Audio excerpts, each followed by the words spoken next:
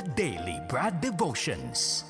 Today's reflection with Pastor Jeff Eliscopides. Good morning, Brad Jeff. Anyari? Alas 7:57, Brad. Pastor Jeff, hello. Tinatawagan natin. Baka nasa ibang lugar ulit si Pastor, kaya hindi tayo makakonekta sa kanya. Mamaya malalaman natin yan. Naku, dami pa namang nag-aabang. Ang sabi sa akin nung iba na nasa Comsec, uy, naka-order na po kami ng Jesus Said book ni Pastor. Amen. Online daw po Very yan. nice yun. Kasi po, madaling basahin, wikang Filipino. So, bawat isang talata doon, tsaka yung kanya pong corresponding po na aral, maaari mong gawin yon isang araw, isa. Depende po yan sa inyo pong gawi o ang inyo pong araw-araw po no, na routine. Meron po kasing bago umalis ng bahay, may binabasa muna. Alam niyo yung ibig kong sabihin. Maganda rin po yan. Ika nga po, para ho tayo mabigyan po ng guidance for that particular day na ating pong purpose. Okay? O sige, ang ating ngayong purpose po ay makakonekta na kay Brad Jeff. Sana pumasok na siya kasi nga ang takdang panahon niya 7:45. Kaya humidelay ngayon dahil po mukha yatang wala po sa kanya pong istasyon. Itong si Brad Jeff diyan sa Cainta, Rizal. May problema ang kanyang linya? Sige, kung may problema sa internet, magtelepono tayo ha. Para natin, kumbaga, mapakinggan na ang inaabangan po ng marami. Kasi nga po, ang iba ay habang nasa office na po, hindi makaalis ng kotse kasi nga inaabangan po ang aral ni Brad Jeff. Today, at sa lahat din po ng ating mga naging winner na ng What's on Your Mind at magiging winner pa po, ito huy lagi ang kanilang pong inaabangan. Brad Jeff, go ahead. Hello, Brad Ted. Good morning. Hindi ko maintindihan bakit hindi tayo makapasok. Baka hindi ka pa nagbabayad ng bill mo. Tumaas kasi yung bill, Brad Ted.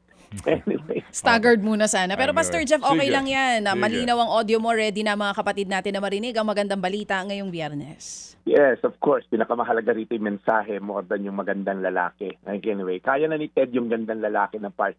Congratulations muna sa newlywed kahapon. Nakikita natin sa screen siguro na baka mapakita. Si John at si Faye Zack of Vancouver, Canada. Yan, Brad Ted. So, na-meet ko yung...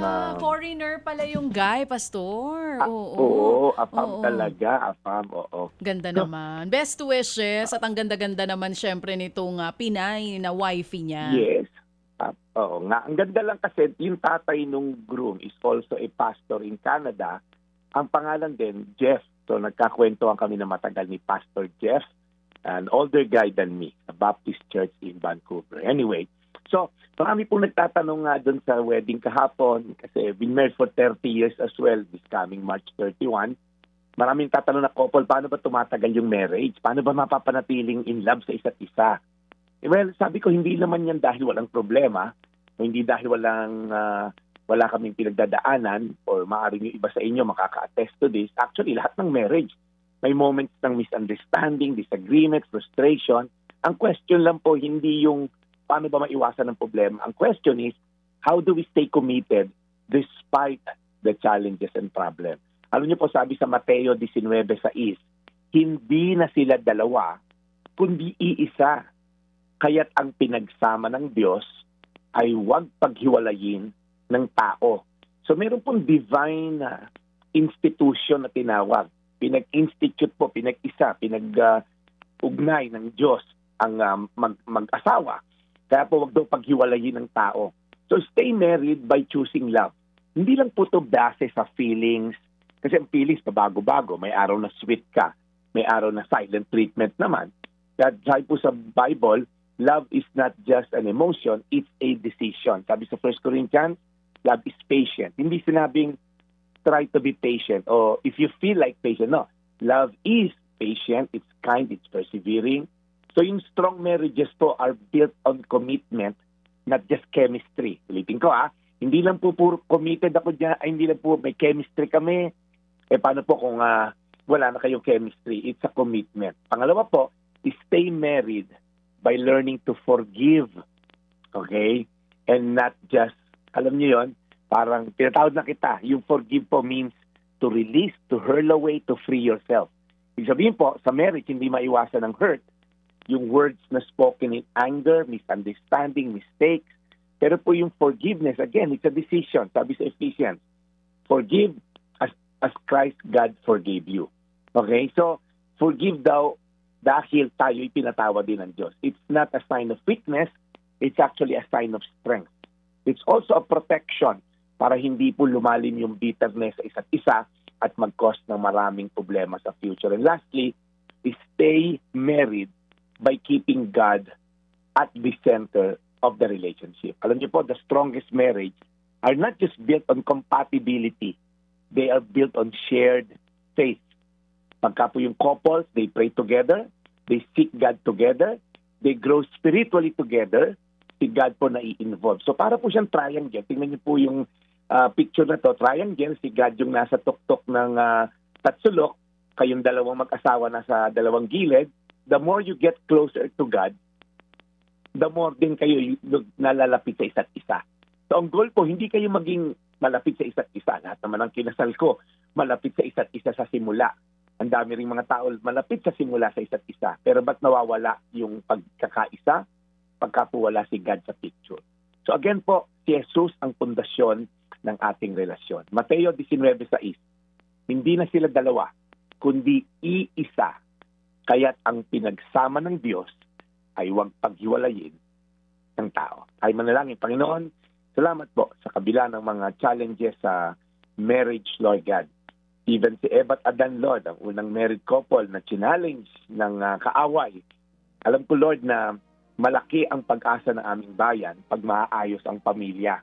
Dahil ang susunod na mga politiko, susunod na mga inhinyero, susunod na mga guro, susunod na businessman ay manggagaling sa pamilya. Kaya ngayon pa lang kaming mga mag-aasawa, bigyan namin atensyon ang aming mga marriages because it's the foundation of a strong society. Maraming salamat, Lord, sa kabutihan mo sa mga married couple ngayon na pilit na inilalaban ang kanilang pagsasama sa pangalan ni Jesus. Amen. Amen. Salamat muli, Panginoon, sa aming pakikinig sa aral na ito mula kay Brad Jeff. Pagpalaan niyo po lagi si Brad and bless his mission always. At alagaan po ninyo ang lahat ng mga couples na ngayon po'y nakikinig sa amin at nag-aabang po lagi sa magandang balitang inihahatid ng The Daily Brad. In Jesus' name we pray. Amen. And happy weekend, Brad Jeff. Maganda umaga muli po sa lahat po ng mga gustong umangkat ng aklat ni Brad Jeff. Jesus Said. Available yan saan, Brad? Sa TikTok, sa Lazada at Shopee. Ang dali pong hanapin. I-type nyo lang sa search, Pastor Jeff. Yan. Oo. May mga nakabili na nga, Pastor. Nagko-comment dito sa aming comment section. Sinasabi naka-order na sila sa Shopee at sa Lazada. Madali lang, mga kapatid. Type nyo lang Jesus Said or Jeff Eliscopides. Lalabas na po yung libro. Okay. Yes. Maraming salamat po, Brad Ted, sa patuloy na pagpopromote ng ating libro. At ito po ay malaking bagay po sa ating pang-araw-araw na pagkain spiritual. So, Brad Ted, paalam na ako. Imbitahan ko lang sila bukas, alas 4, doon po sa aking Facebook at YouTube channel na Pastor Jeff, dahil doon po ine-ere yung aking sermon at preaching ng live service ng Anchor Church. Salamat, Ted at Cha. Ito pong yung Daily Brad, your daily dose of inspiration. Thank you and serving the people, Brad Jeff Eliscopides, ngayong nga pong Friday morning. Happy Friday, everyone!